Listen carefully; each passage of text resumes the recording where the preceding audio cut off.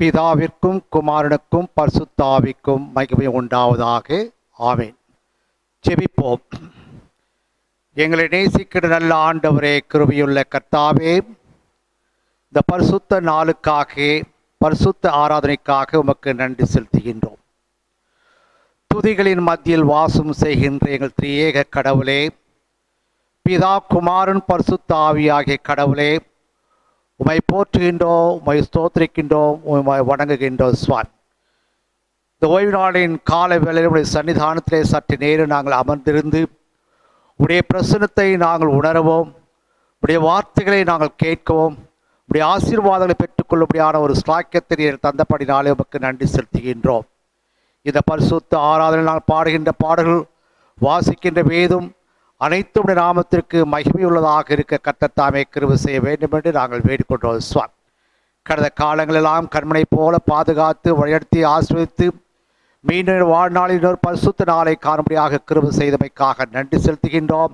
இந்த ஓய்வு நாளின் கால வேளையில் நாங்கள் பெற்ற அனைத்து நன்மைகளுக்காக இந்த உள்ளத்தின் ஆழ்ந்து ஆண்டவரை நாங்கள் நன்றியோ ஸ்தோத்திரங்களை அடைக்கின்றோம். கர்த்தர் தாமே தொடர்ந்து இந்த ஆராதனை பொறுப்படுத்திக் கொள்ள வேண்டுமாய் இயேசுவின் நாமத்தில் வேண்டிக் கொள்கிறோம், ஜீவனுள்ள பிதாவே. ஆமென். ஆண்டுடைய நாமத்திற்கு மகிமை உண்டாகும்படி திருத்துவ திருநாளுக்கு பின் வரும் 18ஆம் ஞாயிறு காலை பரிசுத்த ஆராதனை நாம் ஆரம்பிப்போம். இந்த பரிசுத்த ஆராதனைக்கு ஆரம்பமாக கிறிஸ்துவ பாமாலை புத்தகத்தில் 19வது பாமாலை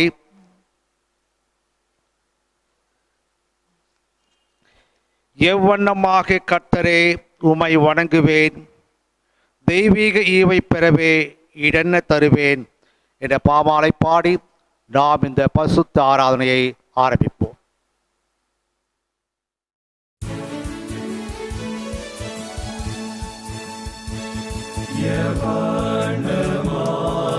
கர்த்தரே உம்மை வணங்குவேன், தெய்வீக ஈவை பெறவே இடென்ன தருவேன்.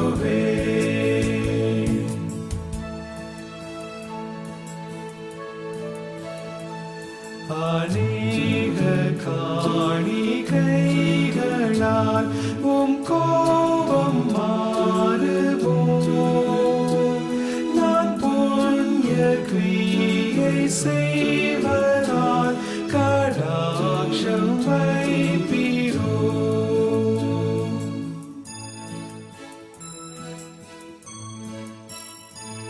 பலியின் இரத்தம் வெள்ளமாய் பாய்ந்தாலும் பாவத்தை நீர் வீழ்த்தி செய்து சுத்தமாய் ரட்சிக்க மாட்டாதே.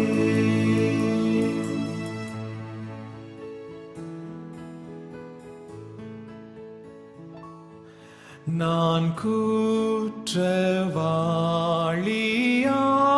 குற்றவாளியாகையால் என் பேரில் கோபமே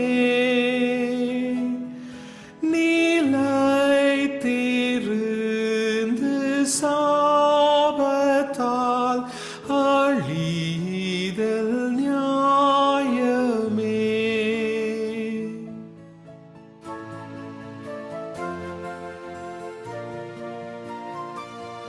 ஆனால் என் பாவம் சுமந்து இரட்சகர் மரித்தார், சாபத்தால் தலை குனிந்து தமாவியை விட்டார்.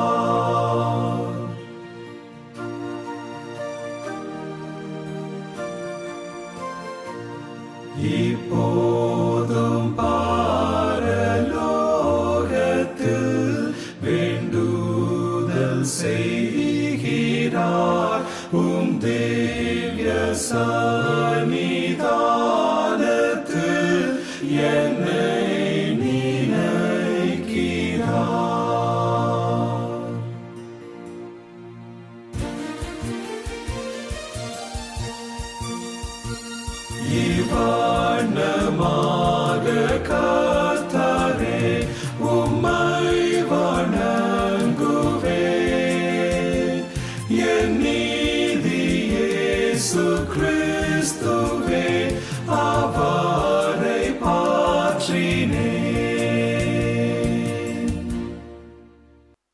நாம் கடவுளை தொழுவோம். கடவுள் ஆவியாய் இருக்கிறார். அவரை தொழுது கொள்ளுகிறவர்கள் ஆவியோடும் உண்மையோடும் அவரை தொழுது கொள்ள வேண்டும். நம்முடைய பிதாவாகிய கடவுளாலும் கர்த்தராகிய இயேசு கிறிஸ்துவினாலும் உங்களுக்கு கிருபையும் சமாதானமும் உண்டாவதாக. இது கர்த்தர் உண்டு பண்ணின நாள், இதிலே களி கூர்ந்து மகிழ கடவோம். பிரார்த்தனை செய்வோம்.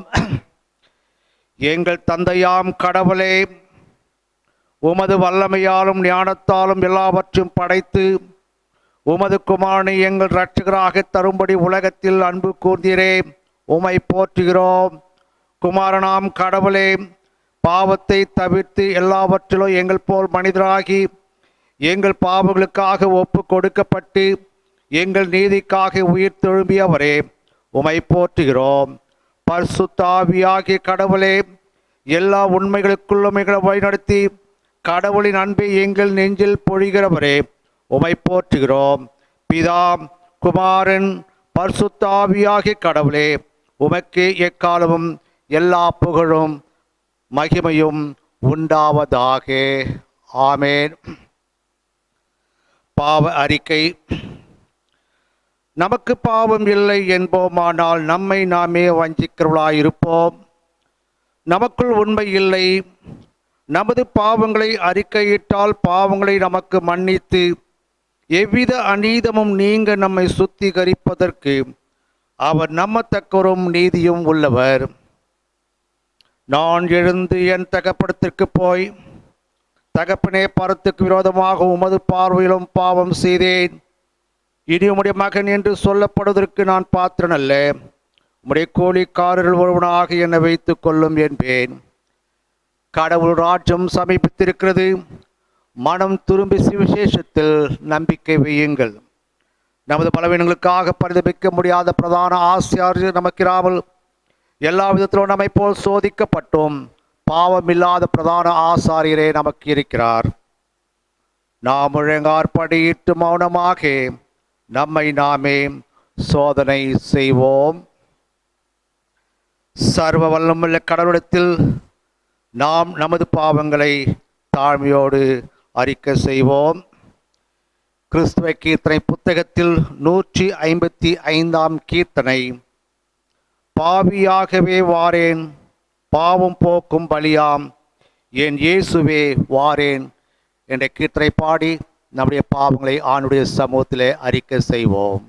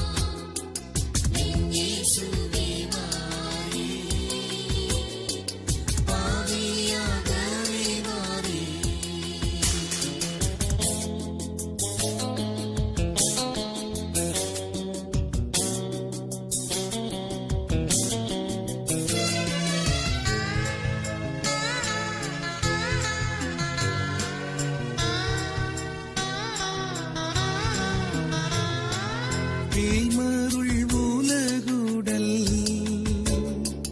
பேராசையால் மயங்கி ஓயும் அவத்தோடு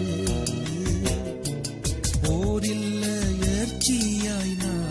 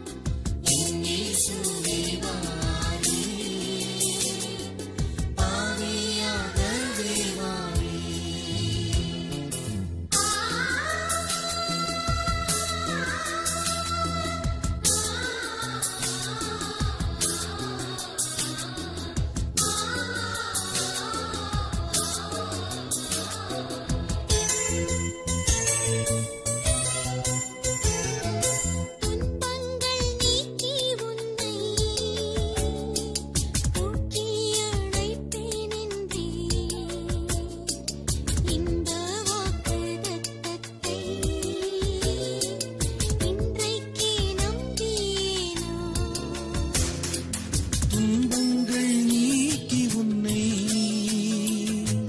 தூக்கி அழைத்தேனென்றே இன்ப வாக்கு தத்தத்தை இன்றைக்கே நம்பினேனா ஆவியாகவே வாரே பாவம் போக்கும் பலியா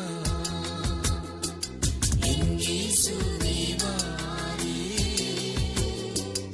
ஆவியாகவே வாரே.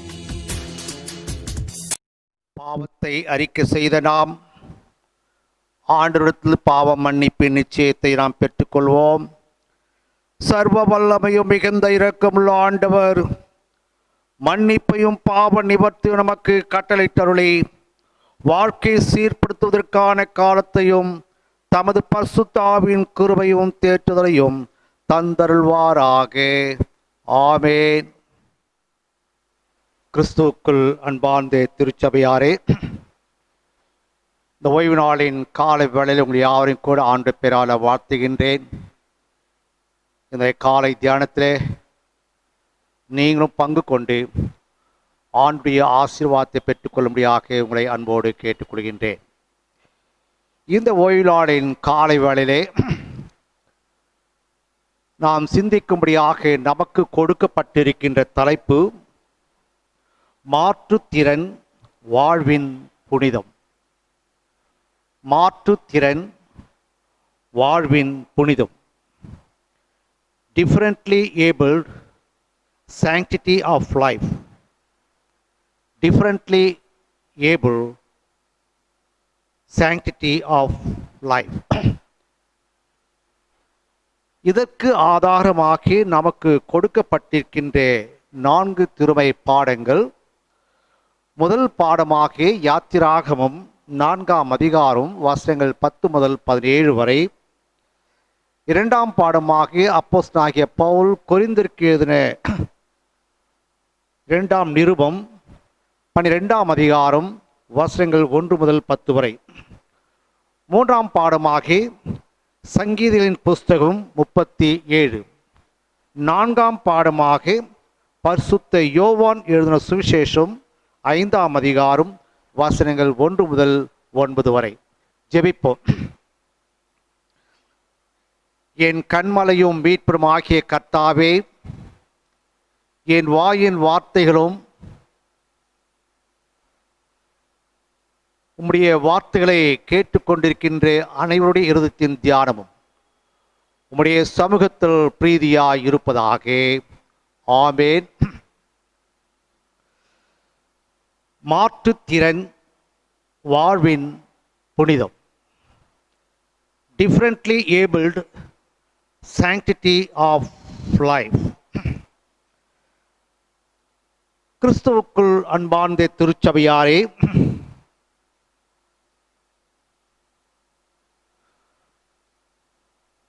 உடல் உறுப்புகளில் குறை ஏற்படுவது மட்டும் ஊனமல்ல,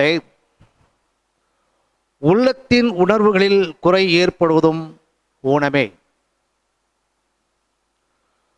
ஊனமுற்றவளை ஒதுக்கி வெறுத்து அவர்களின் மனநிலையை பாதிக்க செய்வதும் கொடுமையானது. உடல் ஊனத்தை உண்டாக்குவதை காட்டிலும் குறையுடையோர் மேல் அக்கறையோடு அன்பு செலுத்துவது அவர்களுக்கு செய்யும் அருட்பணியாகும். ஆகிய உடல் உறுப்புகளில் குறை ஏற்படுவது மட்டும் ஊனமல்ல, உள்ளத்தின் உணர்வுகளில் குறை ஏற்படுத்துவதும் ஊனமே. அன்பார்ந்தவர்களே,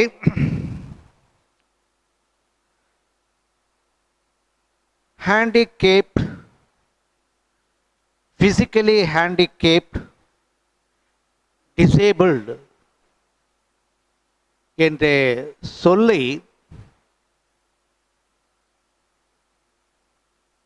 திறனாளிகளுக்கு உபயோகப்படுத்துவது சரியான வார்த்தை இல்லை என்பதை நாம் உணர வேண்டும். ஒரு வகையிலே அவருடைய சரீரத்தில் ஏதாகிலும் பலவீனங்கள் குறைபாடுகள் இருக்குமேயானால் அவர்கள் நம்மை காட்டிலும் திறமையுள்ளவர் என்பதை நாம் உணர வேண்டியவர்களாக நாம் இருக்கின்றோம்.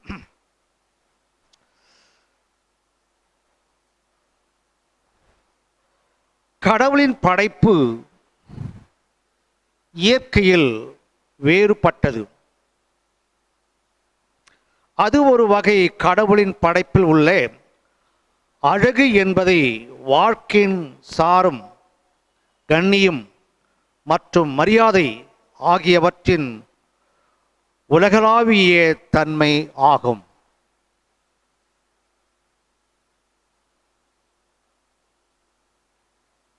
இயேசுவின் திருப்பணியிலே அநேக அற்புதங்களை அவர் செய்திருக்கின்றார்.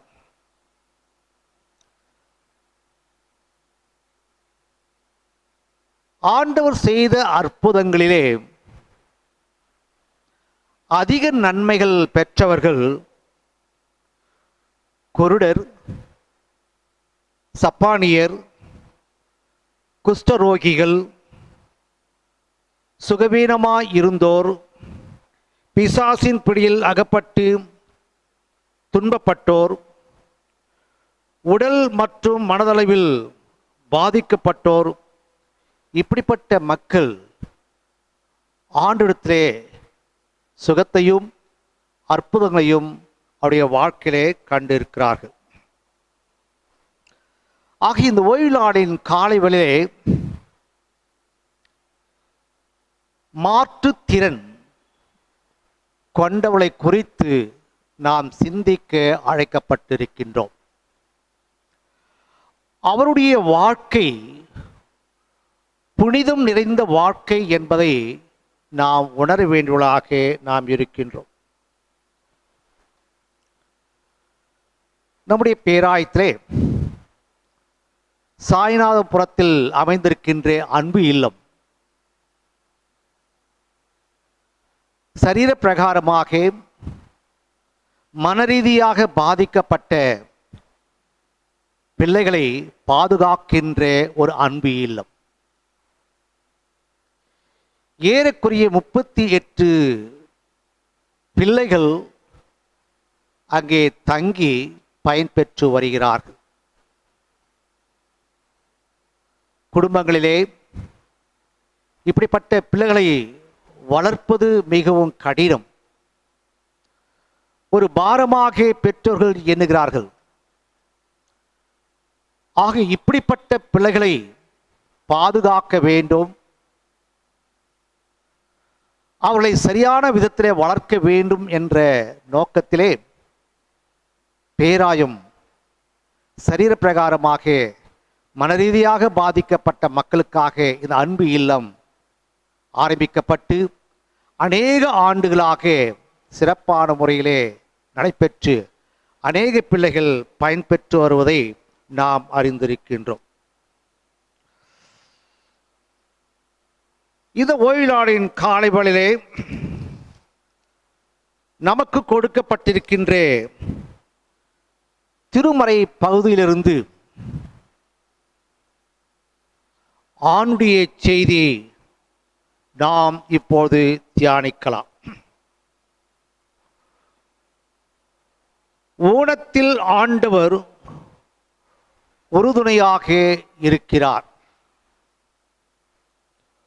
ஊனத்தில் ஆண்டவர் உறுதுணையாக இருக்கின்றார். இந்த தலைப்பின் கீழ் 3 வேத பகுதியிலிருந்து ஆண்டுடைய செய்தியை சற்று நேரம் நாம் தியானிக்கலாம். பழைய ஏற்பாட்டு பகுதி யாத்திராகமும் 4ஆம் அதிகாரம் வசனங்கள் 10 முதல் 17 வரை சற்று நாம் இருக்கின்ற இடங்களிலே நாம் இதை படிப்போம். குறிப்பாக 11ஆம் வசனம், அப்போது கர்த்தர் அவனை நோக்கி, மனுஷனுக்கு வாயை உண்டாக்கினவர் யார்? ஊமையனையும் செவிடனையும் பார்வையுள்ளவனையும் குருடனையும் உண்டாக்கினவர் யார்? கர்த்தராகிய நான் அல்லவா என்று ஆண்டவர் சொல்லுகின்றார். கடவுள் மோசேவுக்கு அழைப்பு கொடுக்கின்றார். எகிப்து நாட்டிலே அடிமைகளாக வாழ்ந்து கொண்டிருக்கின்ற இஸ்ரவேல் மக்களை பாலும் தேனும் ஓடுகின்ற தேசத்திற்கு வழிநடத்த ஆண்டவர் மோசேயை அழைக்கின்றார், அழைப்பு கொடுக்கின்றார். இந்த அழைப்பை பெறும்போது மோசே தன்னுடைய குறைபாடுகளை, பலவீனத்தை எடுத்து சொல்லுகின்றார்.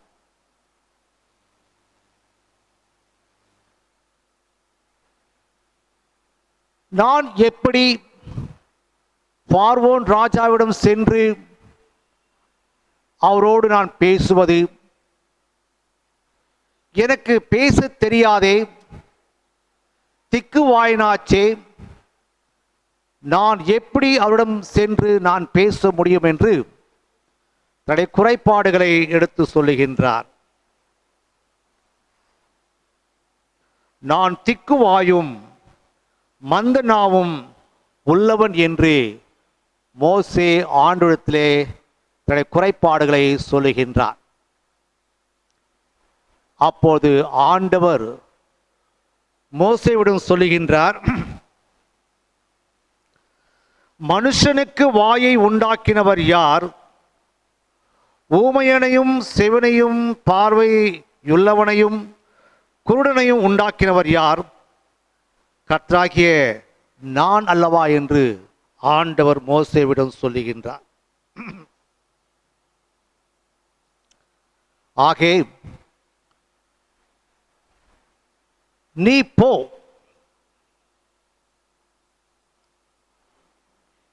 நான் உன் வாயோடு இருந்து நீ பேச வேண்டியதை உனக்கு போதிப்பேன்.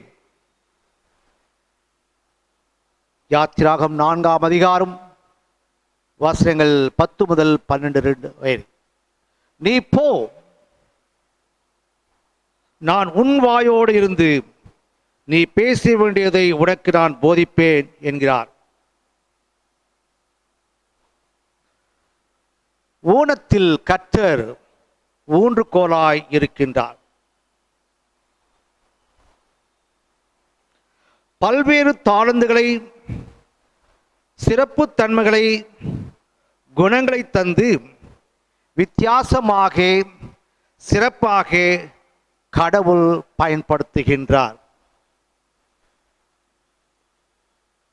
3 நபரை அவளை குறித்து உங்களோடு சற்று நேரம் பேச விரும்புகின்றேன்.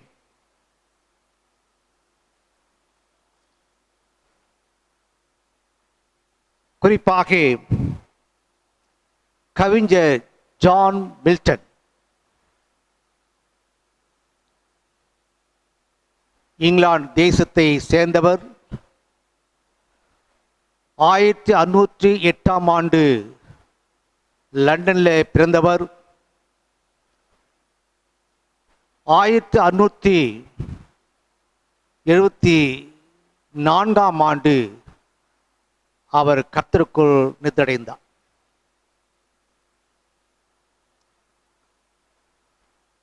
ஜான் மில்டன் அநேக திறமைகளை கொண்டவர். 1664ஆம் ஆண்டு தன்னுடைய கண் பார்வையை இழந்தார். தன்னுடைய கண் பார்வை இழந்த பின்பும் அநேக புத்தகங்களை, காவியங்களை அவர் எழுதியிருக்கின்றார். சரீர பிரகாரமான பலவீனங்கள் இருந்தாலும் இவைகளின் மத்தியிலே ஆண்டவர் கொடுத்த தாளந்துகள் மூலமாக ஆண்டவர் அவர்களை எடுத்து பயன்படுத்துகிறதாக நாம் பார்க்கின்றோம். டாக்டர் மேரி அவர்கள்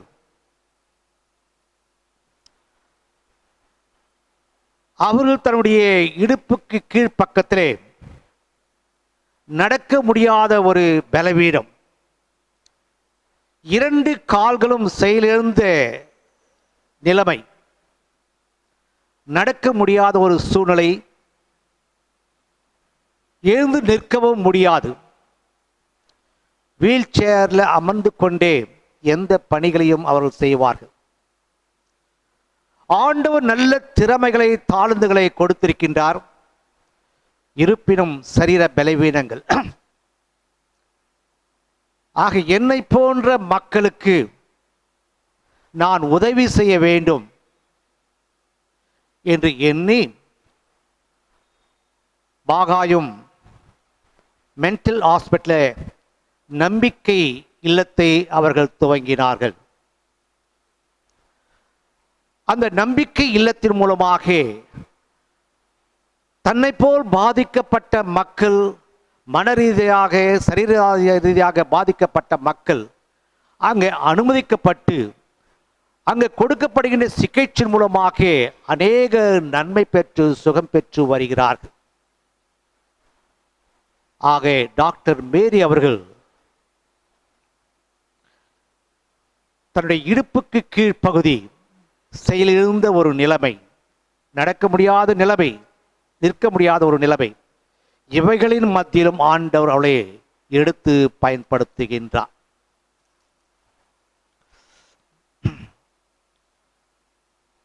சார்லட் எலியட் ஆண்டவர் அநேக திறமைகளை, தாளந்துகளை கொடுத்திருக்கிறார். நன்றாக பாடும்படியான ஸ்லாக்கியத்தை, வாய்ப்பை பெற்றிருக்கிறார்கள். பெரிய பெரிய கூட்டத்திலே, மியூசிக் புரோகிராமில் அவர் கலந்து கொண்டு சிறப்பான பாடல்களை பாடுகின்றவர்கள். இப்படிப்பட்ட ஒரு சூழ்நிலையிலே மருத்துவமனையிலே அனுமதிக்கப்பட்டு உயிருக்காக போராடிக்கின்ற நேரத்திலே அநேக கிறிஸ்துவ பாமாலைகளை அவர்கள் எழுதியிருக்கிறார்கள். அவைகளிலே ஒன்று, நான் பாவித்தான் ஆனாலும் நீர் என்னை காத்தீர். என்னை பாவத்திலிருந்து மீட்கும் பொருட்டாக எனக்காக மாசற்ற இரத்தத்தை சிந்தினீரே என்று அருமையான பாடலை அவர்கள் எழுதியிருக்கிறார்கள். மறிக்கின்ற நிலைமை, உயிருக்காக போராடி கொண்டிருக்கிறார்கள். அப்படிப்பட்ட ஒரு சூழலும் கூட ஆண்டவருக்காக சிறப்பான பாடல்களை பாடியிருக்கிறார்கள். குறிப்பாக உலகமெங்கும் பயன்படுத்தும் ஒரு அருமையான பாடல்தான் நான் பாவித்தான் ஆனாலும் நீர். ஆக கிறிஸ்துவுக்குள் அன்பார்ந்த திருச்சபையாரே, சரீர ரீதியாக, மனரீதியாக பாதிக்கப்பட்டிருந்தாலும் உடைய வாழ்க்கை என்பது ஒரு புனிதம் நிறைந்த ஒரு வாழ்க்கையாக இருக்கிறது. அப்படிப்பட்ட பலவீனத்தின் மத்தியிலும் ஆண்டு கொடுத்த திறமைகளை பயன்படுத்தி ஆண்டுக்காக சிறப்பான பணிகளை அவர்கள் செய்து வருகிறார்.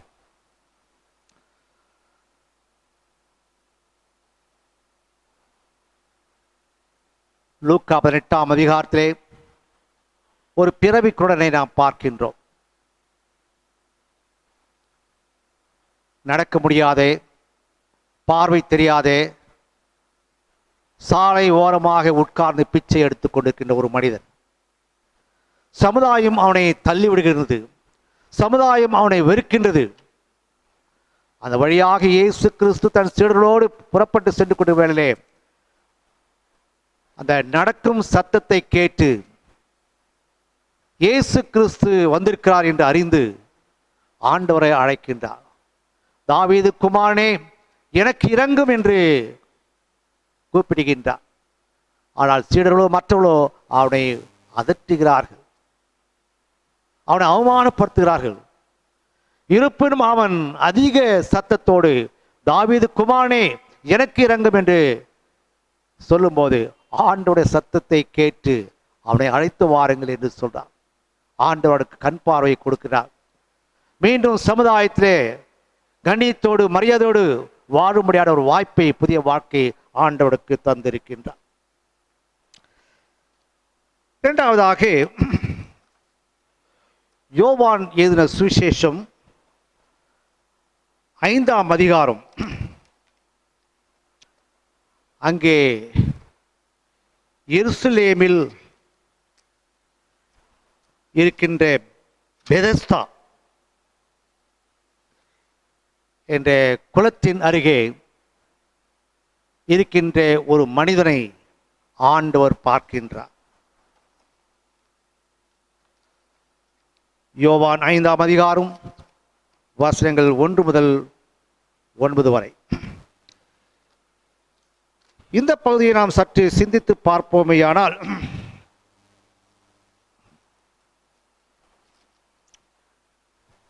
அந்த குளத்தின் அருகே ஏராளமான மக்கள் அமர்ந்திருக்கிறார்கள். அநேக விதமாக சுகவீனமாக இருக்கின்ற மக்கள் அங்கே தங்கி இருக்கிறார்கள்.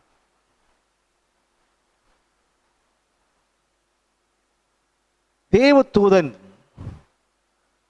அந்த குளத்தில் இறங்கி தண்ணீரை கலக்கும் போது யார் முதலாவதாக இறங்கி அதில் குளிக்கிறார்களோ அவர்கள் எந்த பலவீனம் இருந்தாலும் சுகம் பெறுவார்கள் என்று ஒரு நம்பிக்கை அவர்களுக்கு இருந்தது.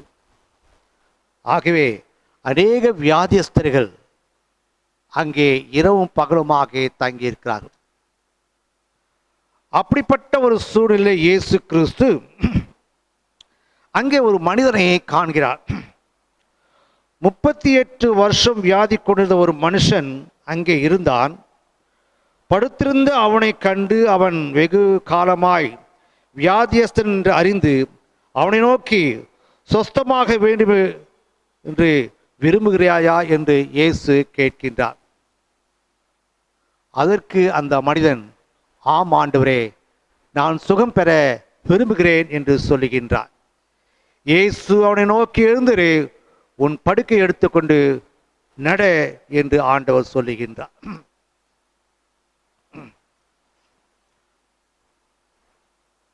நடக்க முடியாத ஒரு சூழ்நிலை, படுத்த படுக்கையாக முடங்கி கிடக்கின்ற ஒரு நிலைமை. அப்படிப்பட்ட வியாதியஸ்தனை ஆண்டவர் கண்டு சரீர பிரகாரமான சுகத்தை ஆண்டவர் அவனுக்கு தருகின்றார். இது சரீர பிரகாரமான சுகம் மட்டுமல்ல, ஒரு முழுமையான சுகம் என்பதை நாம் அறிய வேண்டுவதாக நாம் இருக்கின்றோம். It's not just a physical healing but a holistic healing. 38 வருடங்களாக இயலாமையை, முடியாமையை அனுபவித்த ஒரு மனிதன் உணர்ச்சிகள், சமூக, மற்ற மதம் ஆகியவற்றின் முழுமையான சுகத்தை பெற்றுக்கொள்கின்றார். இது சரீர பிரகாரமான சுகம் மட்டுமல்ல, சரீர ரீதியாக, சமூக ரீதியாக, உணர்ச்சிகள் மூலமாக ஒரு முழுமையான சுகத்தை அவன் பெறுகின்றான்.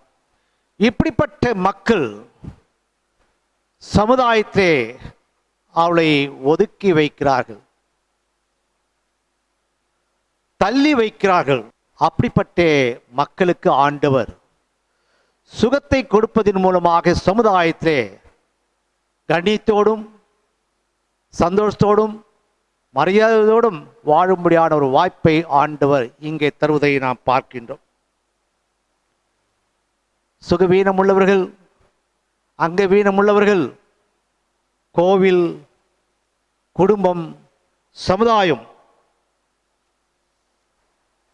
இப்படிப்பட்ட இடங்களுக்கு செல்ல முடியாத ஒரு சூழ்நிலையிலே ஆண்டவர் அவளுக்கு முழுமையான சுகத்தை கொடுப்பதன் மூலமாக அவருடைய வாழ்க்கையின் கண்ணியத்தையும் புனிதத்தன்மையும் கௌரவத்தையும் மீண்டுமாக பெறுகிறார்கள். ஆக கிறிஸ்துவுக்குள் அன்பார்ந்தவர்களே, 38 வருடங்களாக படுத்த படுக்கையாக இருந்த ஒரு மனிதனை ஆண்டவர் கண்டு, நீ சுகம் பெறுகிறாயா என்று அவனை கேட்டு, ஆம் என்று சொன்ன உடனே உன் படுக்கையை எடுத்துக்கொண்டு போ என்று சொல்லுகின்றான். ஆகவே ஆண்டவர் அவன் கொடுத்த சுகம் ஒரு முழுமையான சுகம், ஹோலிஸ்டிக் ஹீலிங்.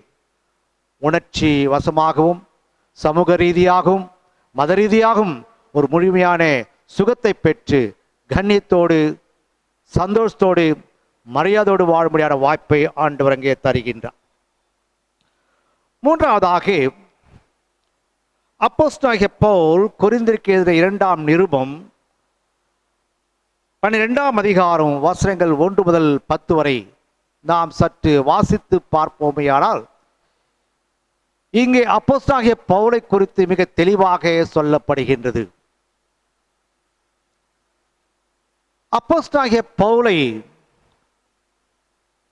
ஆண்டுடைய நற்செய்தி அறிவிக்கும்படியாக ஆண்டவர் அவனை தெரிந்து கொள்ளுகின்றார். ஆண்டுடைய நற்செய்தி அறிவிக்கும்படியாக ஆண்டவர் பவுலை தெரிந்து கொண்டாலும் அவனுக்குள்ளாக இருக்கின்ற குறைபாடுகளை குறித்து இங்கே மிக தெளிவாக சொல்லப்படுகின்றது. அவனுடைய பலவீனத்தை குறித்தும் இப்பகுதியில் மிக தெளிவாக சொல்லப்படுகிறது. ஆகிய அவருடைய சரித்திர காணப்படும் பலவீனத்தை நிமித்தமாக ஆண்டுடைய ஊழியத்திற்கு பெரும் பாதிப்பை உண்டு பண்ணுகின்றது. ஆகிய இப்படிப்பட்ட ஒரு சூழ்நிலை அப்போஸ்தலனாகிய பவுல் அழுது புலம்புகின்றார். ஆண்டவரே, என்னை விட்டு நீங்கும்படி நான் 3 தரம் கர்த்தரிடத்தில் வேண்டிக் கொண்டேன். 7ஆம் வசனம், அன்றியும் எனக்கு வெளிப்படுத்தப்பட்டவர்களுக்குரிய மேன்மை நிமித்தம் நான் என்னை உயர்த்தப்படும்படிக்கு என் மாம்சத்தில் ஒரு முள் கொடுக்கப்பட்டிருக்கிறது. என்னை நான் உயர்த்தி கொண்டபடிக்கு அது என்னை குட்டும் சாத்தானுடைய தூதனாயிருக்கிறது. ஆக அந்த முள்ளை எடுத்து போடும்படியாக ஆண்டவர் இடத்திலே பவுல் 3 வேளை ஜெபிக்கின்றார். கடவுளின் குணப்படுத்தலுக்கான அழுகையை தூண்டுவதன் மூலம் அவர் வார்த்தைகள் குறிக்கப்பட்ட உத்தரவாதத்தையும் பெறுகின்றார். என் கிருபை உனக்கு போதும், உன்னுடைய பலத்திலே என் கிருபை பெரிதாயிருக்கிறது. அதற்கு அவர், என் கிருபை உனக்கு போதும், பலவீனத்திலே என் பலம் பூர்ணமாய் விளங்கும் என்று ஆண்டவர் பவுலை இடம் சொல்லுகின்றார். இந்த முள்ளை எடுத்து போடும் என்று ஜெபிக்கின்றான். ஆனால் முள்ளை எடுத்து போடவில்லை. ஆனால் அதை தாங்கக்கூடிய சக்தியை, பலத்தை ஆண்டவர் பவுலுக்கு இங்கே கொடுப்பதை நாம் பார்க்கின்றோம். ஆக கிறிஸ்துவுக்குள் அன்பார்ந்த திருச்சபையாரே, இன்று குறிக்கப்பட்ட 3 திருமறை பகுதியிலிருந்து மோசே குறித்தும் பவுலை குறித்தும் 38 வருடங்களாக பிணியாளியாக கிடந்த மனிதனை குறித்தும் நாம் சிந்தித்தோம்.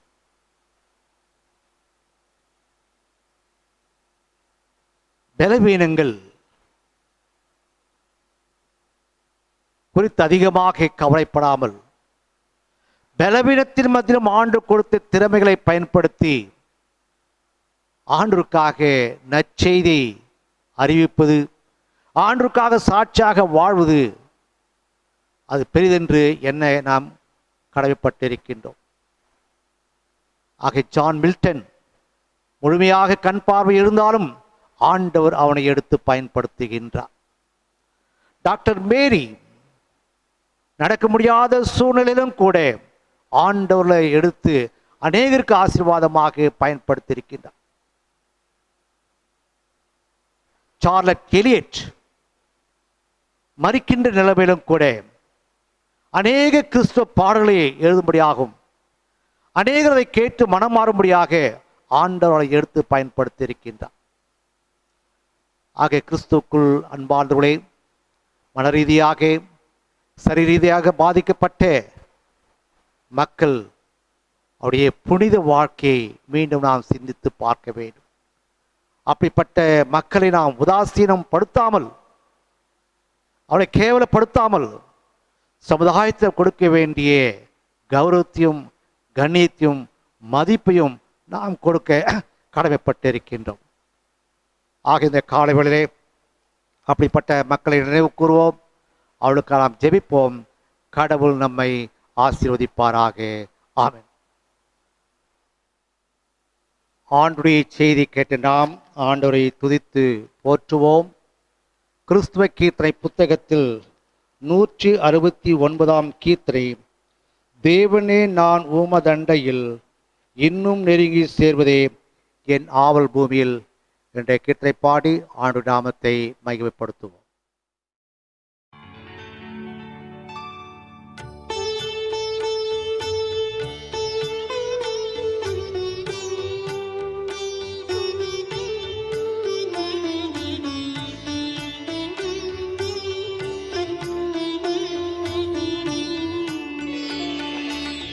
தேவனே நான் உமதண்டையில்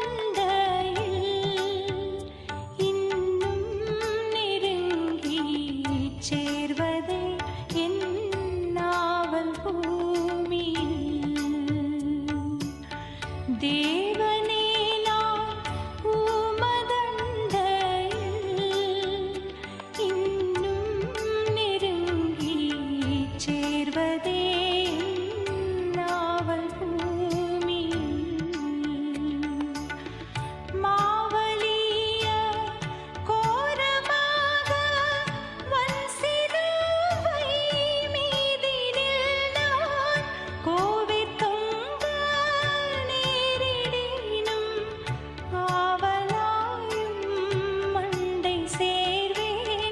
தேவனே நான் உமதண்டையில் இன்னும் நெருங்கி சேர்வதே என் நாவல் பூமியில்.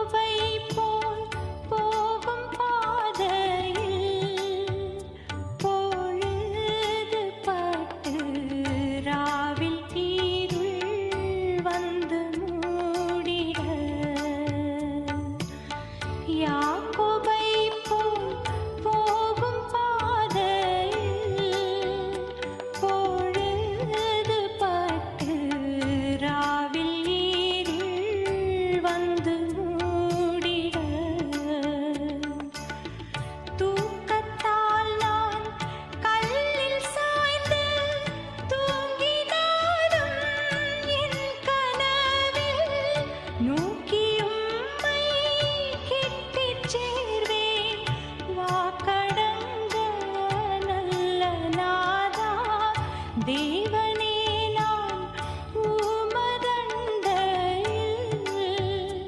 இன்னும் நெருங்கி சேர்வதே என் நாவல்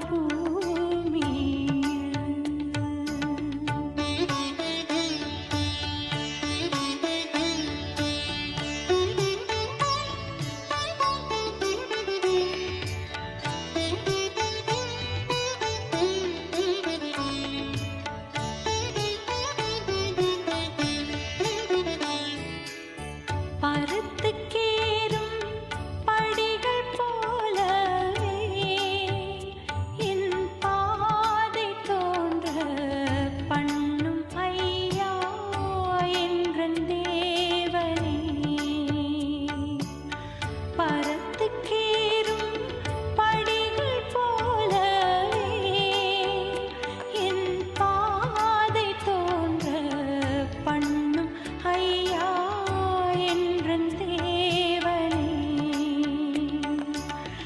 கிருபையாக நீர் எனக்கு தருவதெல்லாம் உமதண்டை அருமையாய் என்னை அழைத்து அன்பின் தூதனாகச் செய்யும் தேவனே நான் உமதண்டையில்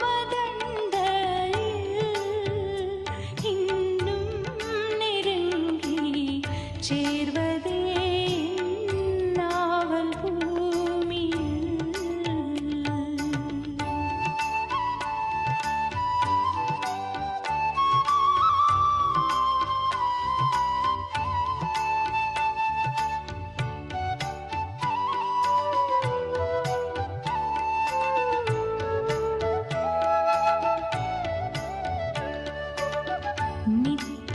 நித்திரையில் நின்று விழித்து காலை எழுந்து கர்த்தாவே நான் உம்மை போற்றுவேன். நித்திரையில் நின்று விழித்து காலை எழுந்து கர்த்தாவே நான் உம்மை போற்றுவேன். இத்தரையில் உந்தன் வீடாய் என் துயர்கள் நாட்டுவேனே. என்றன் துன்பத்தின் வழியாய் இன்னும் உம்மை கிட்டிச் சேர்வேன். தேவனே நான் உமதண்டையில் இன்னும் நெருங்கி சேர்வதே என் நாவல் பூமியில்.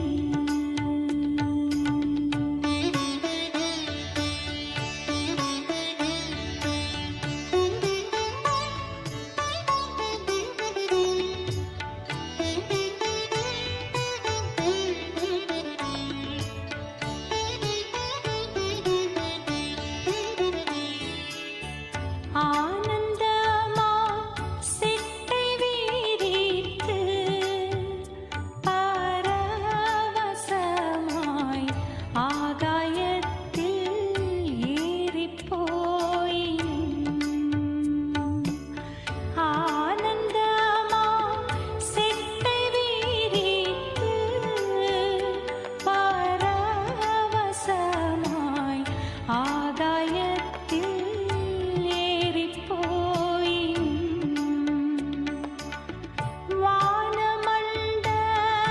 வானமண்டலங்கடந்து பரந்த மேலே சென்றிடினும் மகிழ்வுறுங்காலத்திலும் நான் மறுவியும் உம்மை கிட்டிச் சேர்வேன். தேவனே நான் உமதண்டையில் இன்னும் நெருங்கி சேர்வதே என் நாவல் பூமியில்.